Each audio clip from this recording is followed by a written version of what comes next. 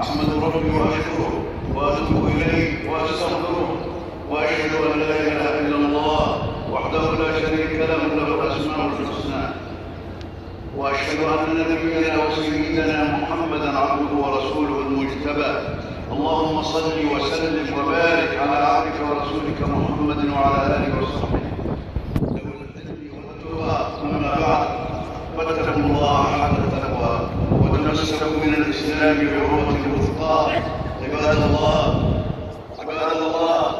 إن الله قد فتح لكم أبواب الرحمة بما شرع لكم من فعل الخيرات وترك المنكرات،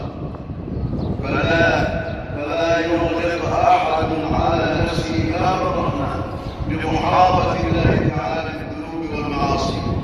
فقد قال تعالى: ورحمتي وسعت كل شيء فسأكتبها للذين يتقون ويؤتون الزكاة والذين هم بآياتنا يؤمنون.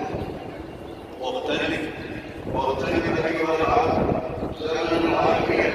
فعن ابن عباس رضي الله تعالى عنهما قال: نعمتان مغبون فيهما كثير من الناس، الصحة والفراغ.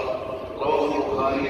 وعن ابن عمر رضي الله تعالى عنهما قال: قال رسول الله صلى الله عليه وسلم: كن في الدنيا كأنك غريب أو عابر سبيل. وكان ابن عمر رضي الله تعالى عنهما يقول: إذا أمسيت فلا تنتظر الصباح، وإذا أصبحت فلا تنتظر المساء، وخذ من صحتك لمرضك ومن عافيتك خذ من صحتك لمرضك ومن حياتك لموتك. رواه البخاري ومسلم.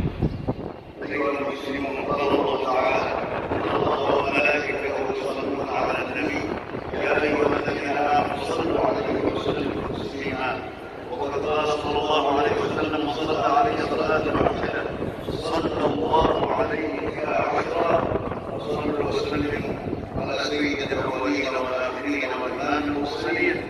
اللهم صل على محمد وعلى آل محمد كما صليت على إبراهيم وعلى آل إبراهيم إنك حميد مجيد. اللهم بارك على محمد وعلى آل محمد كما باركت على إبراهيم وعلى آل إبراهيم إنك حميد مجيد، وسلم تسليما كثيرا. اللهم ارض عن الصحابة أجمعين وعن الخلفاء الراشدين المهديين أبي بكر وعمر وعثمان وعلي، وعن سائر أصحاب النبي أجمعين، وعن التابعين ومن تبعهم بإحسان إلى يوم الدين. اللهم ارض عنا معهم بمنك وكرمك ورحمتك يا أرحم الراحمين. اللهم أعز الإسلام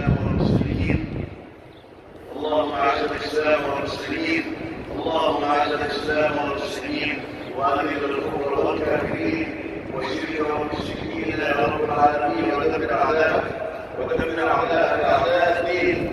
اللهم إنا نسألك أن تغفر لنا ما قدمنا، اللهم لنا ما قدمنا وما أخرنا وما أسررنا وما أعلنا وما أنت أعلم به منا، أنت المقدم وأنت المؤخر، لا إله إلا أنت.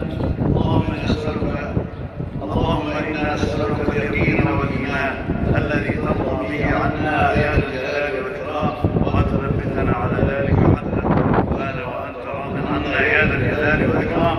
اللهم أرنا الحق حقا وارزقنا اتباعه، وأرنا الباطل باطلا وارزقنا اجتنابه، ولا تجعله ملتبسا علينا. اللهم إنا نعوذ بك أن نرتد على أعقابنا. اللهم يا مقلب القلوب ثبت قلوبنا على طاعتك يا أكرم الأكرمين. اللهم إنا نسألك الهدى والتقى والعفو والغنى يا ذا الجلال والإكرام. اللهم اغفر لموتانا وموتى المسلمين، اللهم اغفر لموتانا وموتى المسلمين، اللهم اغفر لموتانا وموتى المسلمين برحمتك يا أرحم الراحمين. اللهم اغفر للمسلمين والمسلمات والمؤمنين والمؤمنات الأحياء منهم والأموات يا أرحم الراحمين.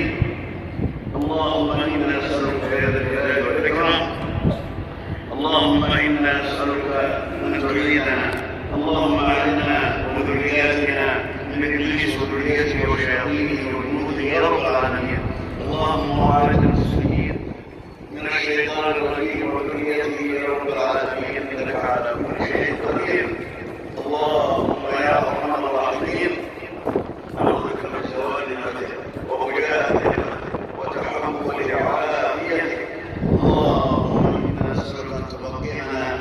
والمسلمين في دين. اللهم بقي لنا في دين وبقي المسلمين في دين.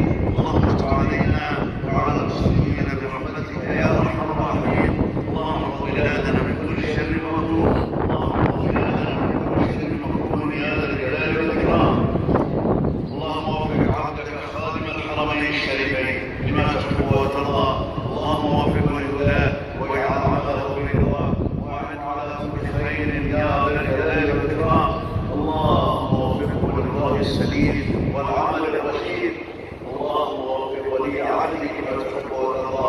اللهم وفقه للهداه واجعل عمله برضاه ووفقه للعمل الرشيد ووفقه يا رب العالمين للرأي السديد انك على كل شيء قدير. اللهم انا نسالك ان تنفع بهم الاسلام والمسلمين يا رب العالمين. اللهم انت احسن على ذلك من كلها واجعلنا من خزي الدنيا وعذاب الاخره.